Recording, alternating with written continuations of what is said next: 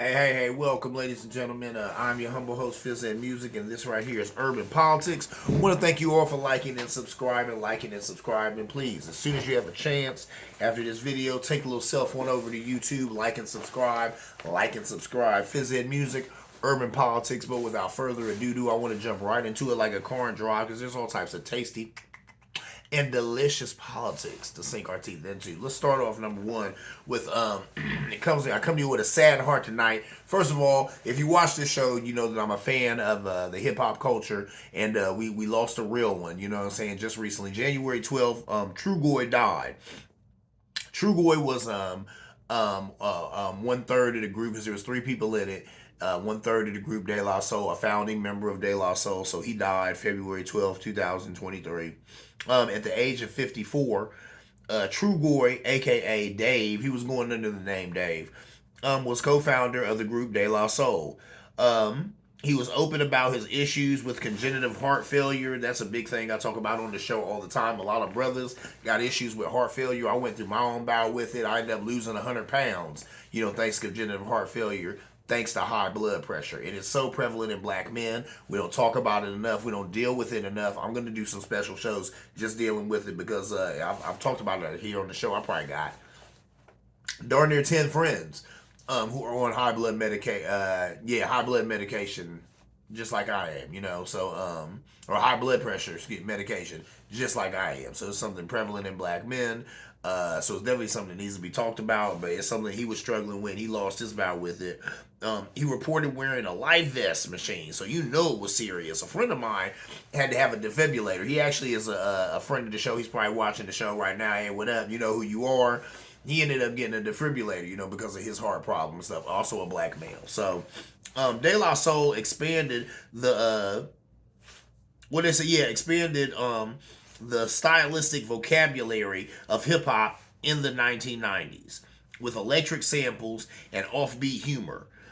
Becoming MTV staples and cult heroes of the genre. Yes, De La Soul is truly one of them groups to where they didn't have too much label backing because they were different. And that was their whole thing. De La Soul, their whole thing was about not being gangster or hard, because that was what was big at the time. Still big in these days, just called something else. But back then it was all about being gangster, being street, being hard. They were all about being complicated. They even had rhymes where the one guy, Pasta News, said, F being hard, Pasta News is complicated. That was their thing. You know what I'm saying? Like, we're complicated. You're going to listen to one of our rhymes 2 or 3 times to figure it out. And I love that. I loved it because it was so different. Dave talked about how one of their biggest hits was Me, Myself, and I, and they were talking about how they were all about being original and all about being unique and all about being themselves. And one of the opening verses was from Trugoy, who has passed away. What he said is, he's like, mirror, mirror on the wall, tell me, mirror, what is wrong? Can it be my De La clothes, or is it just my De La Soul? Those of you who are fans remember that verse right there. That was the opening verse, but that right there said it all. It said it all because they were so different. Sidebars, I'm sitting here talking about De La Soul and reading this information for the show. Now stuff is coming to me that I just know offhand. Number one, they were saying that De La Soul, I guess, okay, so let me go ahead and finish this and I'll talk about that. Anyway, they gained notoriety with the album 3 Feet High and Rising. They came out when hip hop was pretty new. It was a new genre, so they were a new group in a new genre and extremely different and extremely original, right?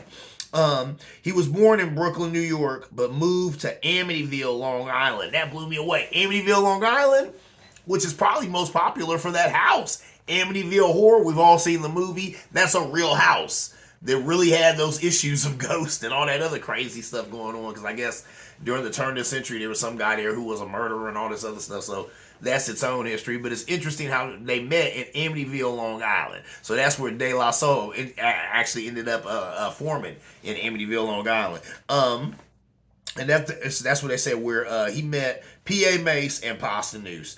Trugoy was yogurt backwards. That's what I heard. I heard that Pasta Noose, I guess his favorite food was pasta, so he went under Pasta Noose. And Trugoy, his favorite food was yogurt. So he said, yeah, what's yogurt backwards? Trugoy. So that's what he went under. Wow. I know Plug 3, they used to call him Baby Huey. Sidebar about De La Soul. That was the thing. You know what I'm saying? Their whole thing was Daisy. And that's what the Inner Soul Y'all. So they say it's a daisy age, right? So with that coming out, a lot of people thought that they were soft or whatever. So they would do a lot of shows and get into a lot of fights. And they ended up beating a lot of people. This is just a story I heard. Said that De La Soul ended up beating a lot of people up their first tour because people thought that Pasta Deuce and True Goy were soft because they were talking all this shit, the Inner Soul Y'all stuff and this Daisy Age stuff. And nothing like that. I mean, they were on there where they were all about peace and love and the Inner Soul Y'all, but they weren't soft. And they did not mind knuckling it up with anybody who came wanting some. So I guess a lot of that went on their first tour. That's interesting to me. That's something they talked about. De La Soul, a pivotal group in hip hop. I still listen to De La Soul music to this day. I know they were at it was a Billboard award not too long ago. And after the award, they just came off stage or whatever, and they were talking about how they rocked the Billboard. You know what I'm saying? And here's a group that really, if it wasn't for people loving them and them having the organic support that they have, no one would know who De La Soul is. But if you call yourself really getting into this thing called hip hop, there's no way you can get into hip hop and not know who De La Soul is. There's no way that you could call yourself a hip hop fan or a hip hop head and you don't know about the plugs. Plug 1, plug 2, plug 3. You know what I'm saying? If you don't know about Pasta Deuce and True Goy and Baby Huey and you know what I'm saying, Buddy and Buddy and how plug 3 gets all the buddy. So these guys was just they were hip hop.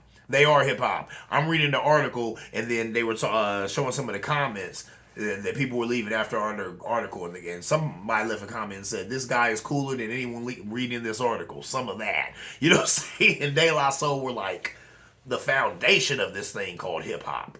They really were. I mean, it's just, and I would really impress upon the young people, anybody in earshot of my voice, please go back and listen to some of this stuff, because 3 Feet High and Rising is still one of my favorite albums.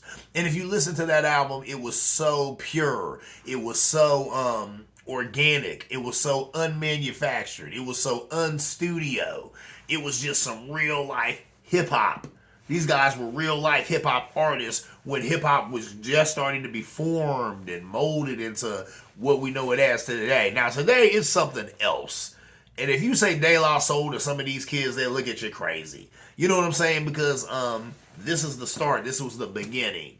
But, man, I tell you what. Hats off to De La Soul. And True Goy, he will be missed. Because I don't know how they go on now. De La Soul, how about this? Here's a group that's been doing it since I was a teenager. They probably had some tours set up tonight. I guarantee you.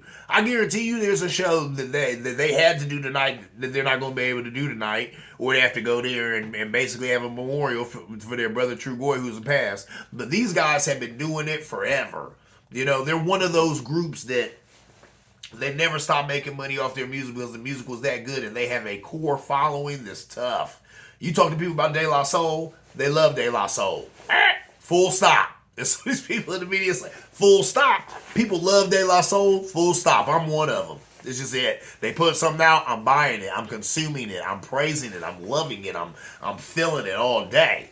De La Soul, they were that group. They are that group. True Goy was one of the founding members of that group. So once again, I tip my hat to the brother, and he will be missed. But, hopefully they find a way to move on, because that's what he would want. In his memory, move on somehow. But that's something, man, to think that True Goy has passed. And what will that mean for De La Soul? Watch this space, because I'm still a fan, and I'll still be watching to see what Pasta Deuce and Plug 3 come up with. Baby Hugh, whatever they do. You know what I'm saying? But yeah, the hip-hop legends, hip-hop gods.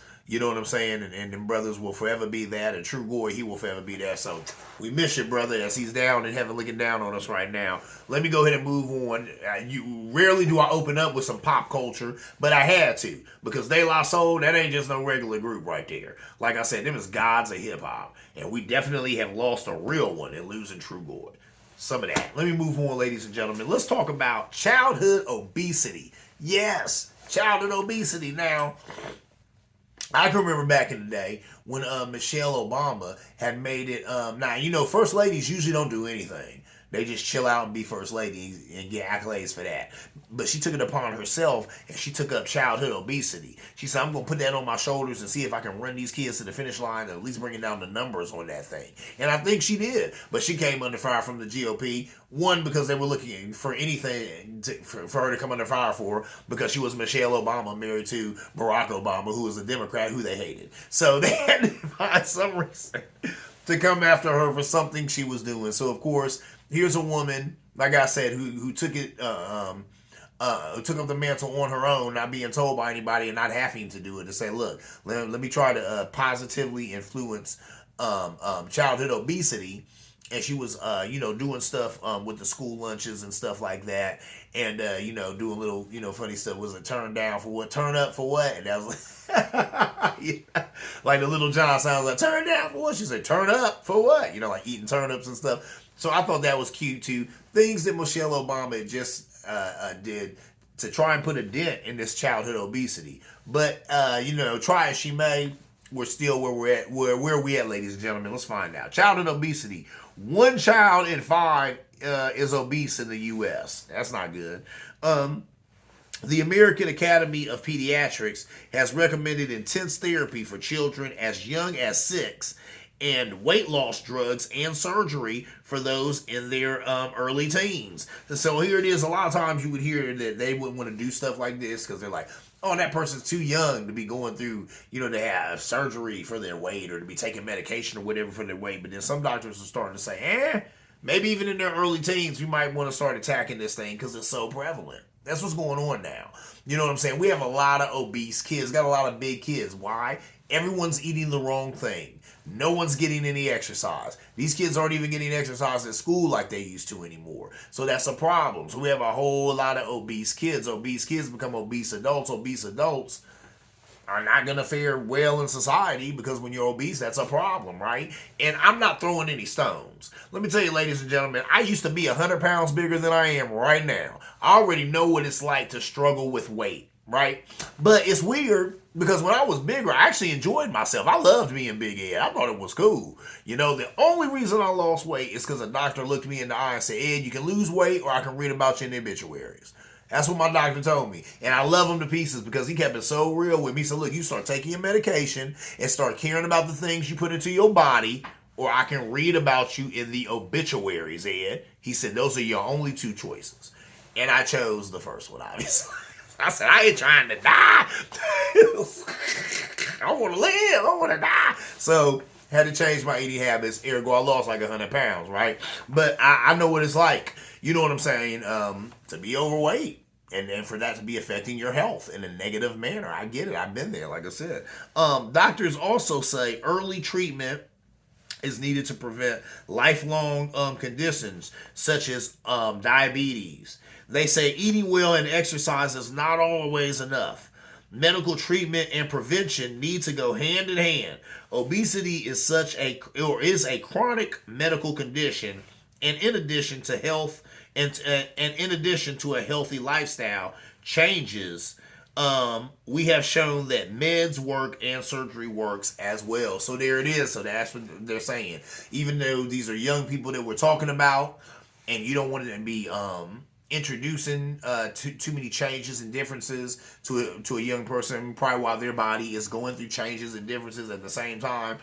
Some of these medical interventions do help. Some of these surgeries and stuff do help, and we got to do whatever we can do to get a healthier society. That TI is what a TI is, ladies and gentlemen. That's just keeping it real, right? When you're overweight and you're not healthy, you look good not being here as long as you could have been here because you're putting too much weight and too much stress on your heart. It just is what it is. And like I said, I say these things having been on the other side. I heard all this stuff from a doctor. And I know what it's like to hear those things and think to yourself, well, I can't change the way I live. You know what I'm saying? I formed these eating habits when I was a kid. I was given to them by my parents. I can't change. So I guess I'm just going to die.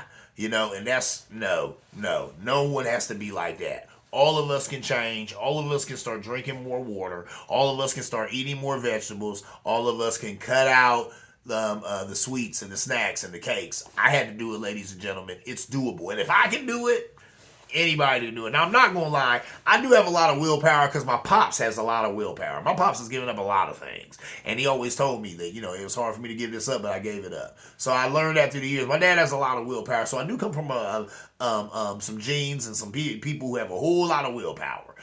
So it was hard for me to give some of these things up. But at the end of the day, even like Pops told me, once you give them up, you don't want them anymore. These days I sit in if I'm anywhere near McDonald's, I think to myself, there's times I would have went in there and ordered up all types of stuff. Now I don't even want anything. I don't even want a double cheeseburger. I don't even want a Big Mac because I have a taste for it anymore because you don't eat it all the time anymore. So believe it or not, that happens, ladies and gentlemen. Well, we got to get there. We got to get our kids there. There's nothing wrong with fast food and some of this other stuff, but it needs to be a treat, right? If I give my son a Happy Meal, it's on a Friday. And I always tell him, be good through the week. On Friday, you could have a Happy Meal. Not really with that Happy Meal. He only wants the toy anyway. But it's just a point of correlating. I want to correlate fast food as being a treat. Something you work towards and not something you just get every day. Because it's not healthy every day. But if you eat McDonald's and Burger King and all that stuff once or twice a month, ain't nothing wrong with that. That's healthy, ladies and gentlemen. That's what I do. You gonna eat this stuff, you can still eat it, but just eat it once or twice a month. If you eat McDonald's once a month, it tastes delicious. It tastes delicious. Because you never eat it. You never eat it. So when you do eat it, it's a treat. It is good. So that's what we need to get on. You know what I'm saying? We need to get our kids on that as well too, right? Some doctors were saying just like asthma or hypertension, you would tell somebody to cut the salt, but the blood pressure is still high. So you're still going to give them medicine. So that's what they were saying. So even though we're coming in and telling these kids, okay, you're obese, you're overweight, you need to lose weight. But even with that said, give them some medication. Maybe give them some other alternatives and supplements and stuff that can help with that happening. You don't just give somebody that information and then turn them loose and don't give them nothing to aid in that. So I get that. That's the same thing. It is like that with hypertension, high blood pressure, I got to the doctor, actually got to the emergency room, found out that's what was going on with me. Some other doctors look at me, they're like, okay, yeah, he's got high blood pressure. So then my doctor came in and prescribed me some medication. I took that medication, things got a little better. He cut that medication down. There was a time I was taking 7 pills. I'm only taking 2.5 now.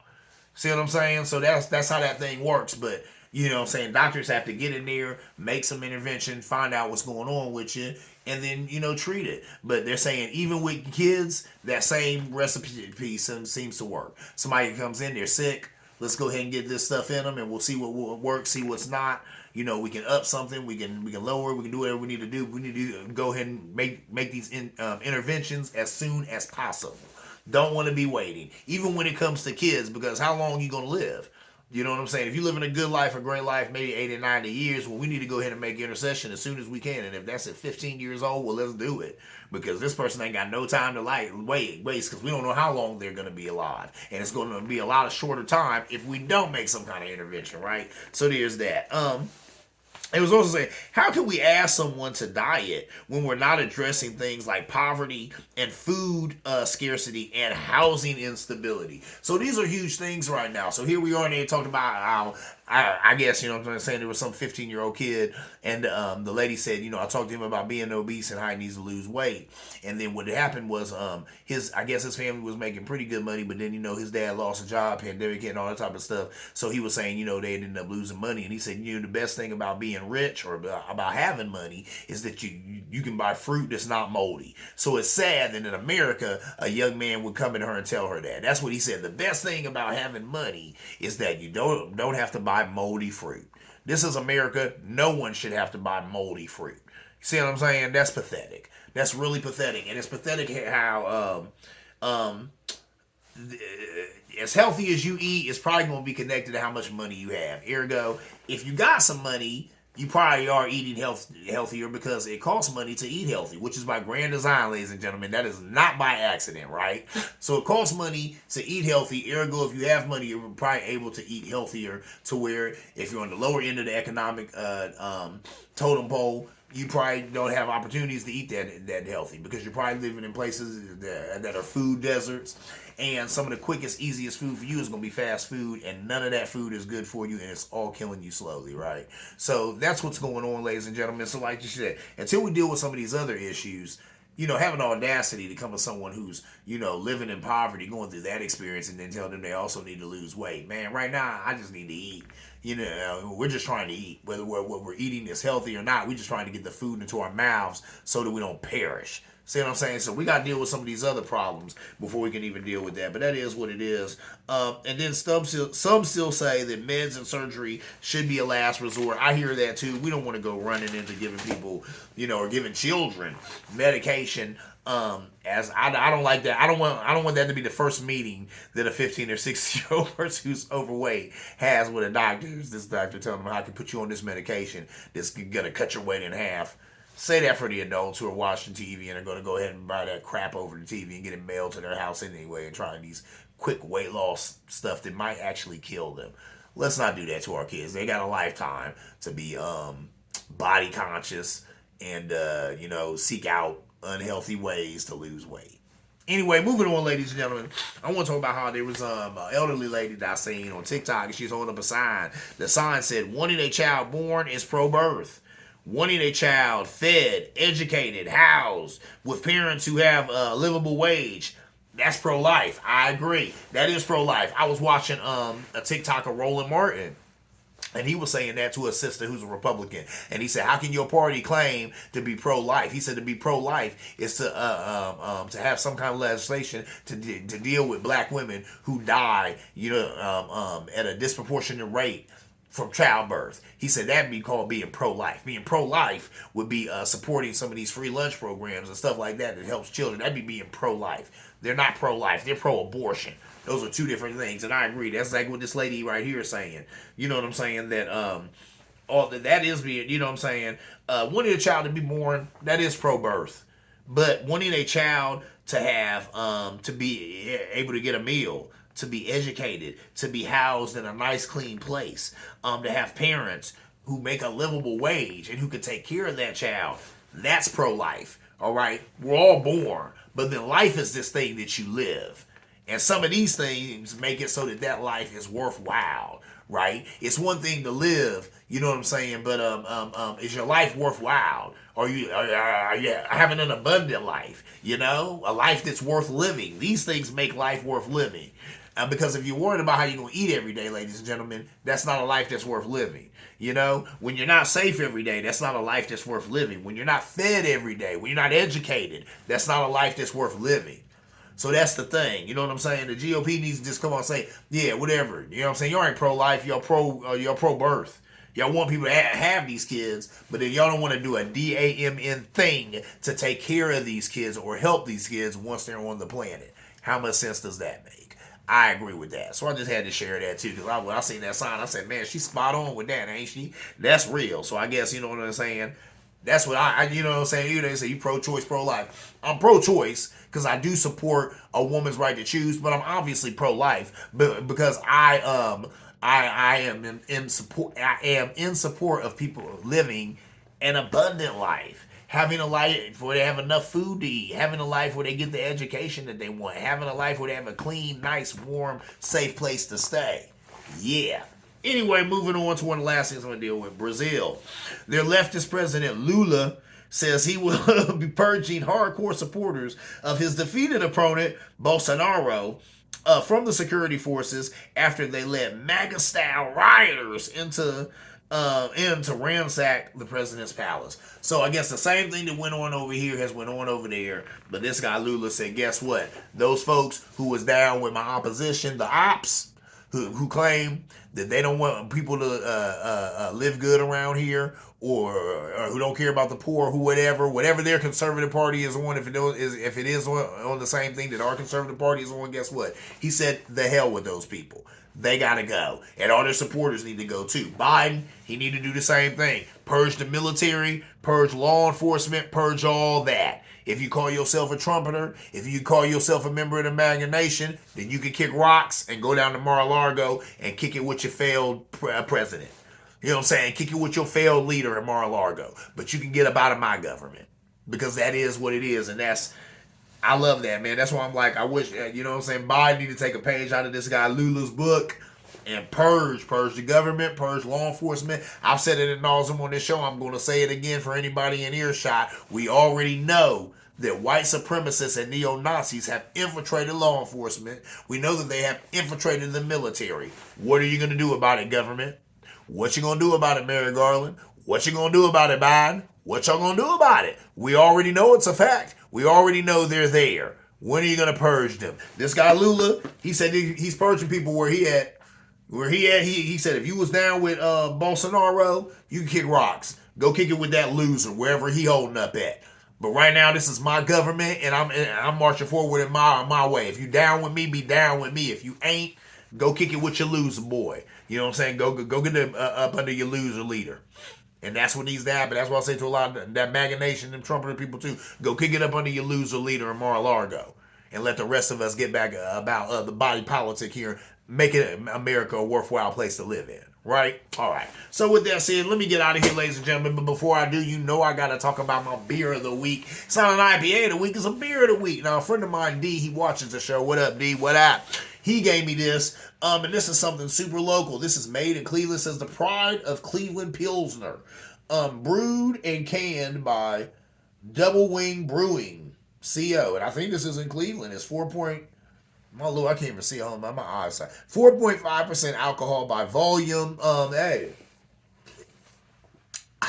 It's a Pilsner. Ladies and gentlemen. It's delicious. It ain't bad at all. And like I said, it's a hometown brew made right here in Cleveland. What is this? This POC craft Pilsner. Now, usually you see a craft beer. It's usually like an IPA or something like that. Here's a craft beer. It's a craft beer that's a Pilsner. Somebody trying their hand at a Pilsner. Having fun since 1972. VWD. I'm not sure exactly what VWD stands for, but like I said, this is local. It's out of Cleveland. This is good stuff right here. 4.5% alcohol. So you drink one of these, you're going to feel it, but you're not going to be all crazy messed up. And this won't mess up your night or anything. You might just top it off a little bit. So if you got a little bit of money in your pocket, run and get you this VWD. Real beer, real local, real Ohio. Yes, sir. Right up out of Cleveland. I dig that. That's some good stuff. It's a Pilsner, like I said. Usually I'm an IPA guy, but that's a Pilsner. I kind of dig that. It goes hard.